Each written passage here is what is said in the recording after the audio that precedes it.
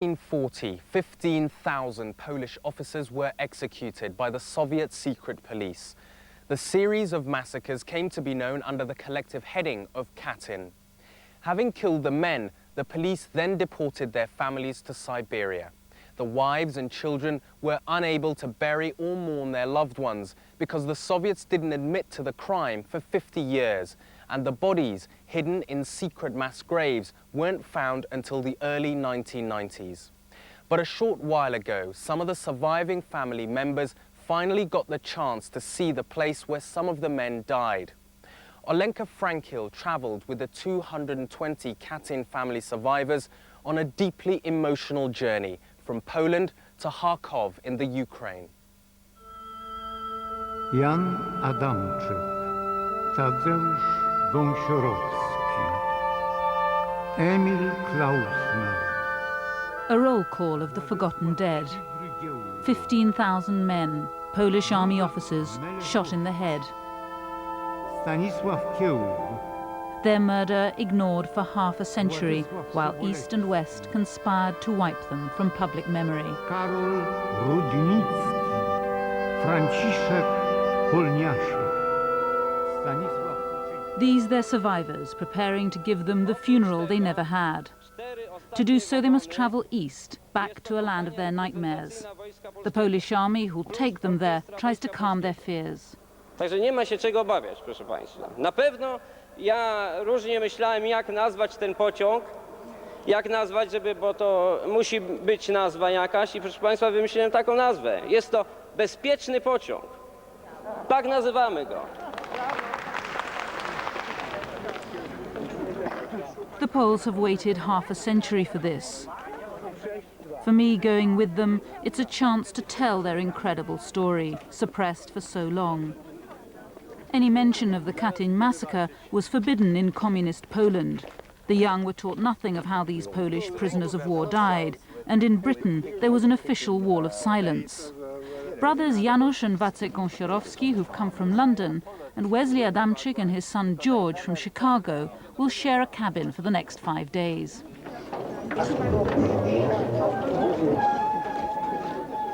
From Olkusz in southern Poland, 220 people will travel 1,500 miles, 2 days by train, to Kharkov in Ukraine, where their fathers' bodies have lain for 58 years. Wesley was 7 when they shot his father. By the time he was 9, his mother too was dead from disease and starvation. Orphaned and homeless, he went to America and never returned. This pilgrimage, he hopes, will bring him peace. This trip, I believe, it's not going to erase the pain and suffering, but this trip at least completes the cycle of human life and the human misery and pain and suffering on this earth that some people impose on others. I'm just paying homage to the memory of my father, who gave his life for his country and died only because he was Polish. In 1939, when the Germans invaded Poland, the Soviet Union, in a secret pact with Hitler, invaded from the east. Poland was to be erased. 15,000 Polish officers were captured by the Soviets and in the spring of 1940, executed. The first mass grave was found by the Germans, advancing through the Katyn forest in Russia in 1943.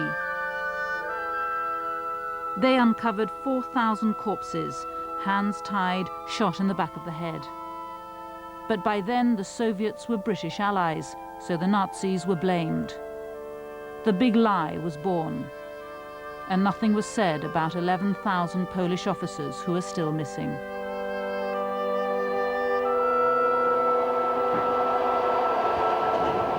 The lie continued for 50 years. In communist Poland, the Katyn families lived in fear. To accuse the Russians brought jail and deportation, and there were no answers about the missing men.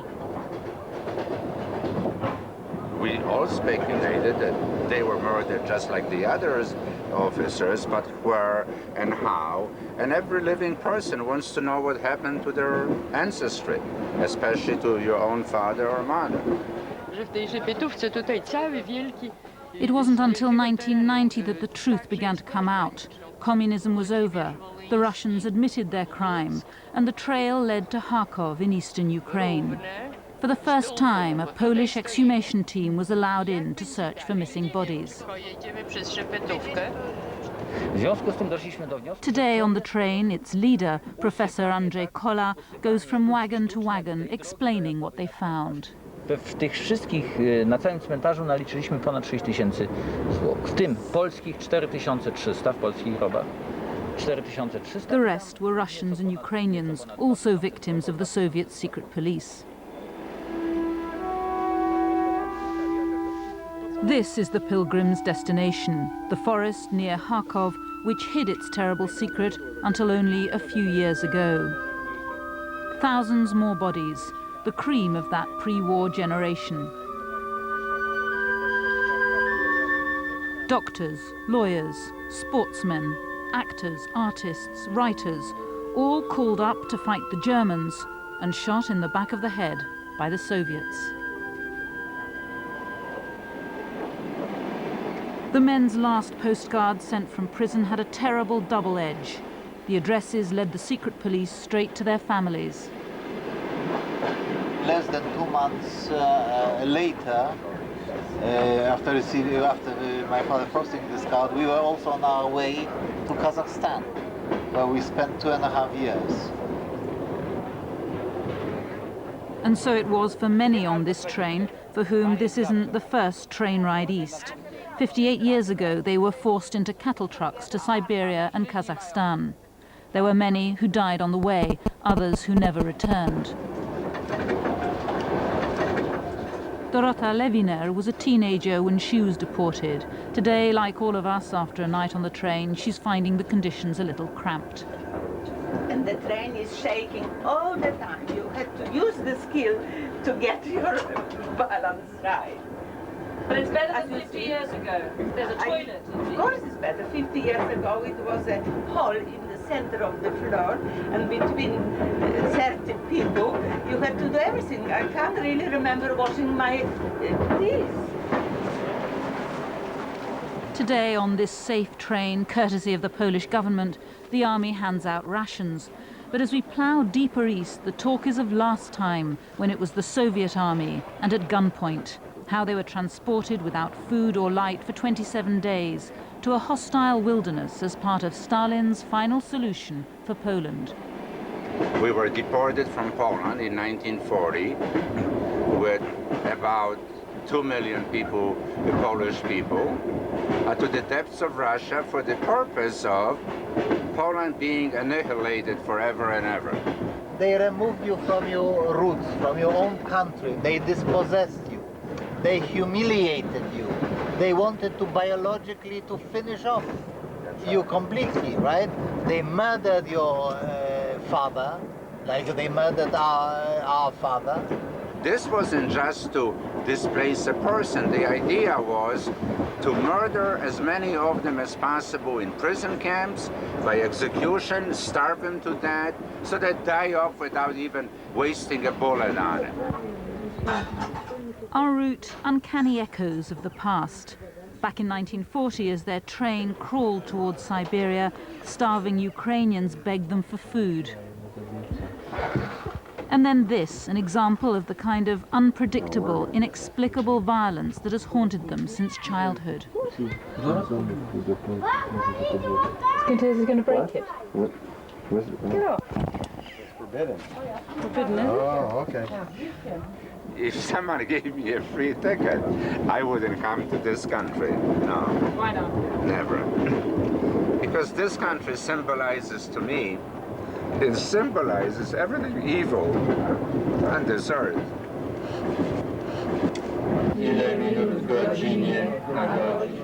In the crowded corridors, prayers soothed the grief and fear stirred up by rekindled memories.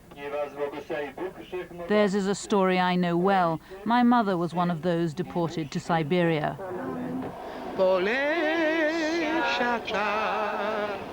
To dzikie knieje moczary, Polesia czar, Old songs lament the loss of Poland's old eastern territories, and just as it did when the deportees first made this journey east, the train approaches Kiev. Serce me drży, dziwny ogarnia we.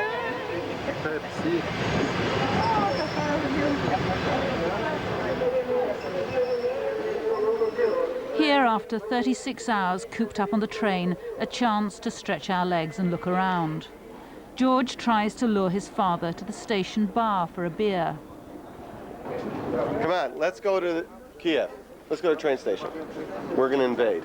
Yeah, but there's only 5 or 10. I don't want to be here one more time. I got my passport, just in case. For American-born George, who like me has lived only in the free world, it's easy to walk away from the safe train. Not for Wesley. No. What's supposed to be? George, forget it. A couple minutes. No, I'm telling you, no. Don't fool with it. You'll be digging ditches over here. Forget it.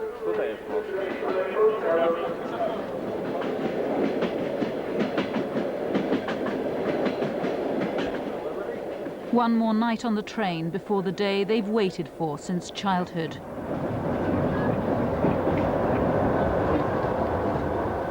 Time just to rest and make final preparations for tomorrow's ceremony.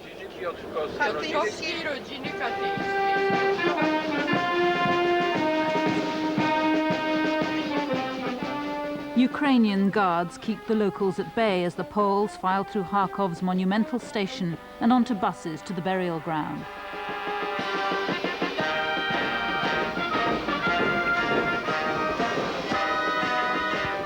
A Polish ceremonial guard leads the way, as though to claim this foreign field for the slaughtered men.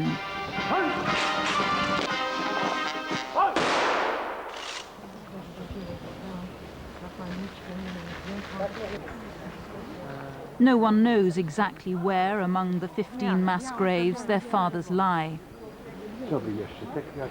Most just pick a spot for their homemade headstones. What they want is an official Polish cemetery here, recognition finally of the truth covered up for so long and spelt out in Polish that the officers were killed by the Soviets. Their names have been kept alive by grim determination and faith. This grieving daughter, believing her father lies beneath this oak, feels his presence when she hugs its trunk. It's a triumph of memory over lies. To jest mój ojciec, porucznik Józef Świderski, który skończył Politechnikę Wydział Lwowski, Wydział Leśnictwa. Był w 40. Pułku Piechoty. Miał 33 lata, jak go zamordowali. Był zastępcą dowódcy obrony Lwowa na powiat. Ostatnia wiadomość przyszła w kwietniu 40 roku. Przechodził wtedy szkormut, ciężką chorobę i od tego czasu już nie było śladu jego życia. Tyle tylko mogę powiedzieć.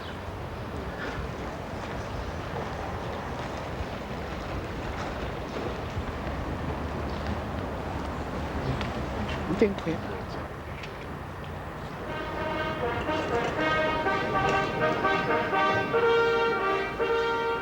The two presidents of Poland and Ukraine, whose people were once bitter enemies, walk side by side. Their troops a joint guard of honor, but there's no sign of any Russian or Western dignitaries.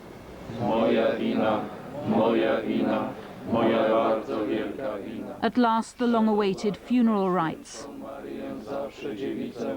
Watching, it strikes me what an achievement this is, to bring these two nations together here and wash away the blood spilt between them.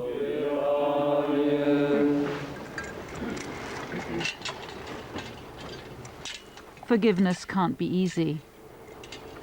Those here mourning their fathers haven't forgotten that Ukrainians were among their executioners, but today Poles and Ukrainians honor the dead together. And somehow, time stands still. These young soldiers, the Poles in their khaki uniforms, so close in age to the men when they were killed, appear like living ghosts of the dead.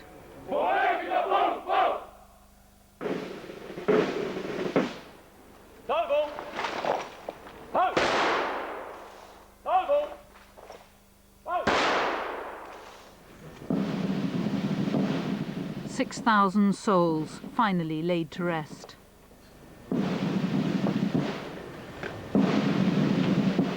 We've got some soil here that we've collected from the graves, which could be the soil from our father's grave, but on the other hand it may not be.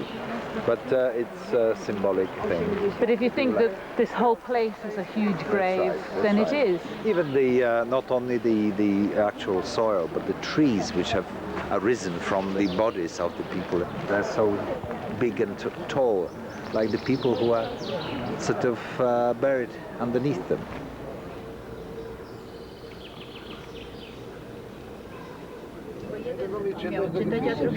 After a quick lunch, we're bussed back to the station, where I'm approached by a young local journalist. One ceremony, it turns out, can't wipe away half a century of fiction.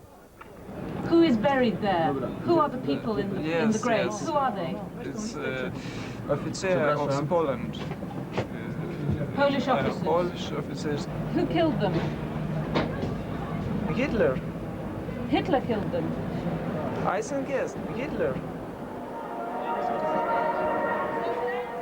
Old lies, like habits, die hard. Almost a decade after Gorbachev himself provided proof that the Polish officers had been killed by the Soviets, I have to ask myself whether here in Kharkov, outside the pomp of the ceremony, anything has really changed. The train appears to heave a sigh of relief as it leaves the killing grounds behind. And even the ceremonial guards confessed they were shaken. Coś jakby chodzenie po własnym grobie.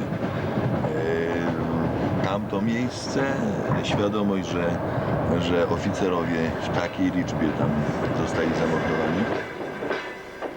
Wzruszające jest to, jak się widzi córkę, syna czy żonę. Zapłakanych, nie? Zapłakanych, zadumanych.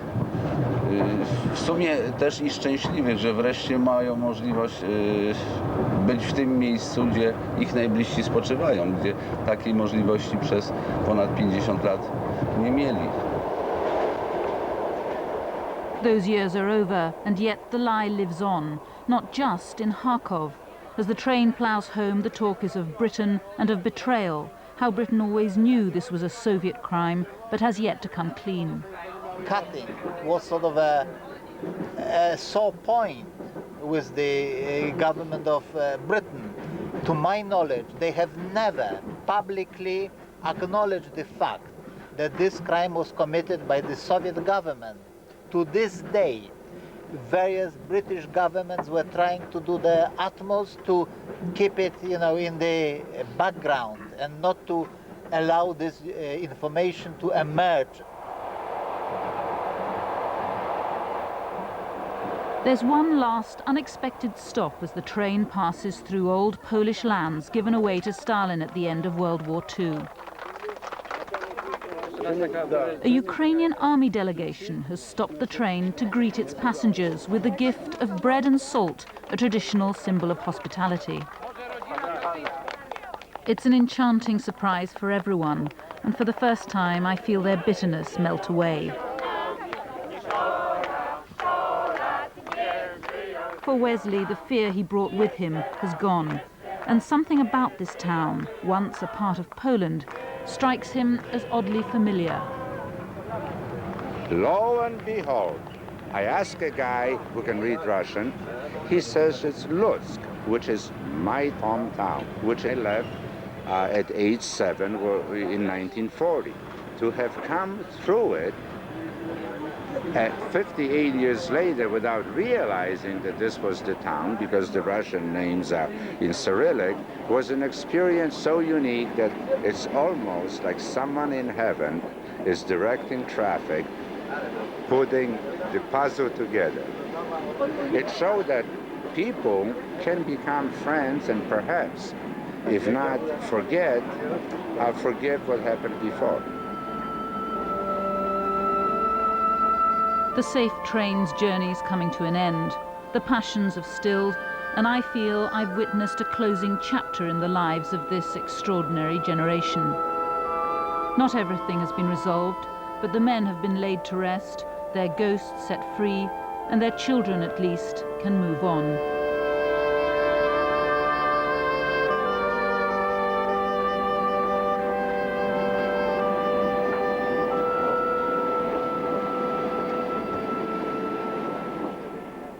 That's all for this week, but next Saturday there'll be a correspondence special on the guerrilla group ETA.